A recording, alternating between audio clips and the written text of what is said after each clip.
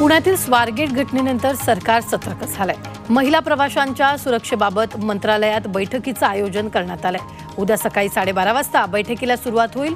परिवहन मंत्री प्रताप सरनाईक महिला सुरक्षेचा आढावा घेणार आहेत।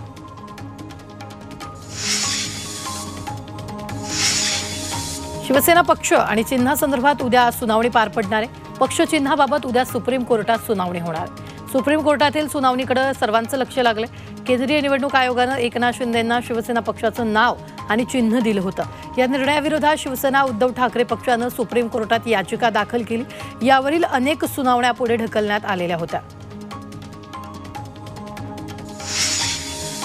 स्थानिक स्वराज्य संस्थांच्या निवडणुकीच्या आधी राष्ट्रवादी शरदचंद्र पवार पक्षाला गळती लागल्याची चर्चा आहे। राष्ट्रवादी शरद पवार पक्ष गटाचे महत्त्वाचे नेते राष्ट्रवादी अजित पवार गटाच्या वाटेवर असल्याची माहिती सूत्रांनी दिली आहे। विधानसभा निवडणूक लढवलेल्यांपैकी अनेक पराभूत उमेदवार अजित पवारांसोबत जाणार असल्याचं कळतंय।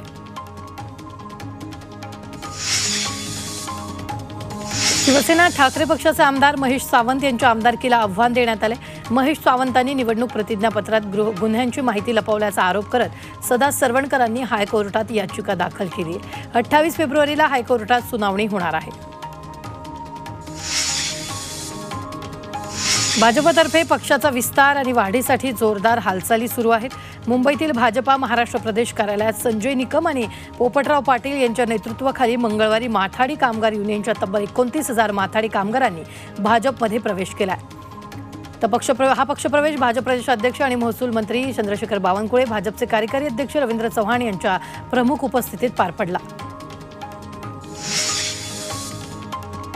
महाराष्ट्राच्या विकासाला गती देण्यासाठी मुख्यमंत्री देवेंद्र फडणवीस यांनी मोठा निर्णय घेतलेला आहे। नवी मुंबईच्या विकासाला गती देण्यासाठी आणि मुंबईतील वाढती गर्दी आणि लोकसंख्या लक्षात घेता 300 एकरात एक नवीन इनोव्हेशन सिटी उभारण्यात येणार असल्याची मोठी घोषणा मुख्यमंत्री देवेंद्र फडणवीस यांनी केली आहे।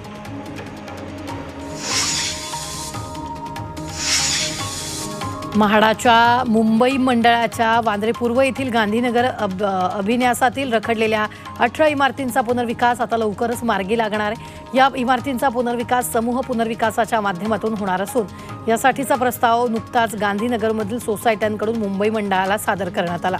या प्रस्तावानुसार अंदाजे 500 रहिवाशांचं पुनर्वसन केलं जाणार असून या पुनर्विकासाअंतर्गत मुंबई मंडळाला अधिमूल्यासह काही अतिरिक्त घरं मिळण्याचीही शक्यता आहे।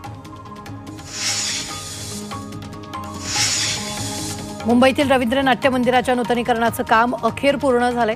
अद्ययावत तंत्रज्ञानासह उभ्या राहिलेल्या या नवीन वास्तूचं मुख्यमंत्री फडणवीस, उपमुख्यमंत्री एकनाथ शिंदे आणि अजित पवारांच्या उपस्थितीत लोकार्पण होणार आहे। 28 फेब्रुवारीला लोकार्पण होणार आहे। कल्याण डोंबिवली महानगरपालिकेला इंडियन चेंबर ऑफ कॉमर्सचा ग्रीन एनर्जीसह ऊर्जा संवर्धन पुरस्कार मिळाला। महानगरपालिकेनं ऊर्जा संवर्धन आणि सौर ऊर्जा क्षेत्रात केलेल्या भरीव कामगिरीबद्दल पुरस्कार देण्यात आला। केडीएमसी विद्युत विभागाचे कार्यकारी अभियंता प्रशांत भागवत यांनी हा पुरस्कार स्वीकारला।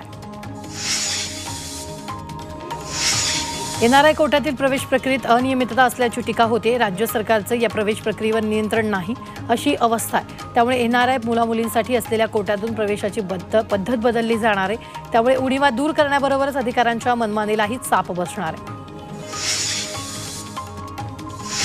दादर रत्नागिरी पॅसेंजर सुरू करण्यासाठी प्रवासी संघटना आक्रमक झाल्यात। याबाबत उपनगरीय रेल्वे प्रवासी एकता महासंघानं रेल्वे मंत्र्यांना पत्र पाठवलंय। तर कोरोना काळात दादर रत्नागिरी पॅसेंजर मुंबईपासून दूर असलेल्या दिवासारख्या लहान स्थानकातून चालवण्यास सुरुवात केली। याचा फटका मुंबई शहर पूर्व आणि पश्चिम उपनगरातील कोकणवासियांना बसतोय। जेएनयूमधील कुसुमाग्रज मराठी अध्यासनाचे उद्घाटन लांबणीवर पडले। उद्याचा दिल्लीतील सोहळा अचानक रद्द करण्यात आला। मराठी भाषेच्या विकासासाठी आणि अभ्यासासाठी जेएनयूमध्ये कुसुमाग्रज अभ्यासन केंद्र सुरू होणार आहे। यासाठी राज्य सरकारनं 10 कोटींचा निधी दिला जाणार आहे। मात्र आता मराठी भाषा दिनाचा मुहूर्त हुकणार असल्याचं दिसतंय। महाराष्ट्र नवनिर्माण सेनेतर्फे मराठी भाषा गौरव दिनानिमित्त शिवाजी पार्क इथं पुस्तक प्रदर्शनाचं आयोजन करण्यात आले। गुरुवारी सायंकाळी या कार्यक्रमाचं उद्घाटन करण्यात येईल। यावेळी विविध क्षेत्रातील दिग्गज मान्यवर कविता वाचन करतील। तसंच महाराष्ट्राचं राजवस्त्र असलेली पैठणी कशी विणतात हे पाहण्याची संधी या कार्यक्रमात मिळणार आहे। मुख्यमंत्री फडणवीसांच्या बैठकीला एकनाथ शिंदे अजितदादांनी दांडी मारली आहे। कुंभमेळ्याच्या बैठकीला दोन्ही उपमुख्यमंत्री गैरहजर होते। सह्याद्री अतिथीगृहावर फडणवीसांनी ही बैठक बोलवली होती। नगरविकास विभाग आणि वित्त विभागाचे मुख्य सचिव बैठकीला उपस्थित होते, तर पूर्वनियोजित दौऱ्यामुळे उपमुख्यमंत्री अनुपस्थित असल्याची माहिती गिरीश महाजन यांनी दिली आहे।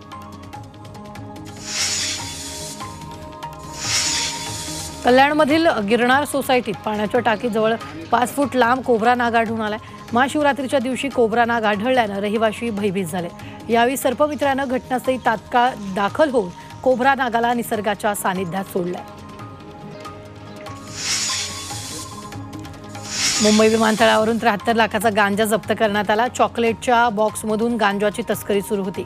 या प्रकरणी एकाला अटक करण्यात आली आहे। सीमा शुल्क विभागाने ही कारवाई केली आहे।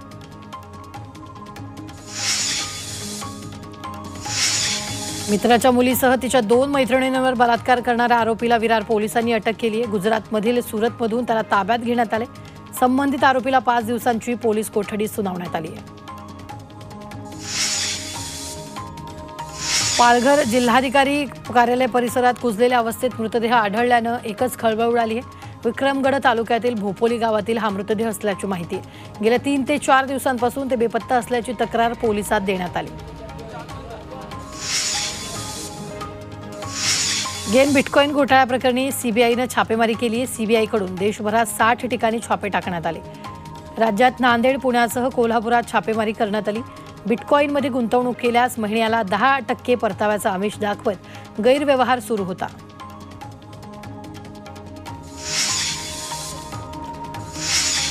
वसई विरार महापालिकेच्या अधिकारी आणि कर्मचाऱ्यांकडून माहिती अधिकार कायद्याचं उल्लंघन केलं जात आहे। वेळेत माहिती न देणं, चुकीची आणि अपूर्ण माहिती देणं असे प्रकार घडत आहेत। माहिती अधिकार कायद्याच्या तरतुदीचं उल्लंघन केल्याप्रकरणी महापालिकेच्या 39 अधिकाऱ्यांवर माहिती आयोगानं दंडात्मक कारवाई केली आहे।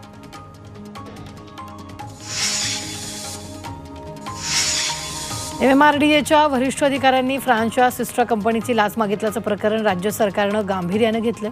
नगरविकास विभागाचे अपर मुख्य सचिव असीम कुमार गुप्ता या प्रकरणाची चौकशी करून 15 दिवसात अहवाल सादर करणार आहे। सिस्टर कंपनीचे लाच देण्यास नकार दिल्यानं त्यांचे 92 कोटी रुपयांचं बिल थकवलं होतं। तसंच त्यांची काही कामं बंद करण्यासाठी नोटीसही दिली होती। सिस्टर कंपनीनं याविषयी फ्रान्स दूतावासामार्फत मुख्य सचिवांकडे तक्रार केली।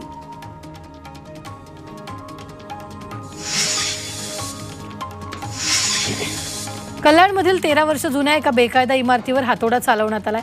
त्यामुळे 28 कुटुंब बेघर झाली आहेत। मात्र या रहिवाशांच्या तक्रारीनंतर जमीन मालक आणि बिल्डरवर गुन्हा दाखल करण्यात आलाय। स्वतःचं घर जमीनदोस्त झाल्यानं रहिवाशांना भाड्याच्या घरात राहण्याची वेळ आली।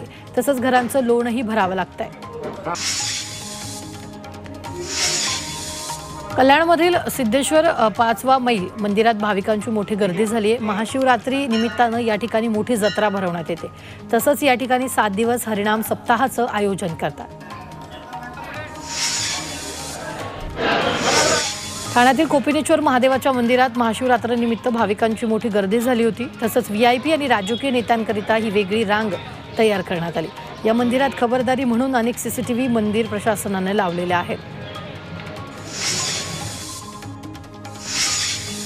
मुंबई शहर आणि उपनगरात पुढील काही तासात उष्णतेची लाट येण्याची दाट शक्यता आहे। कमाल तापमान 39 अंशावर तर किमान तापमान 22 अंशावर आहे।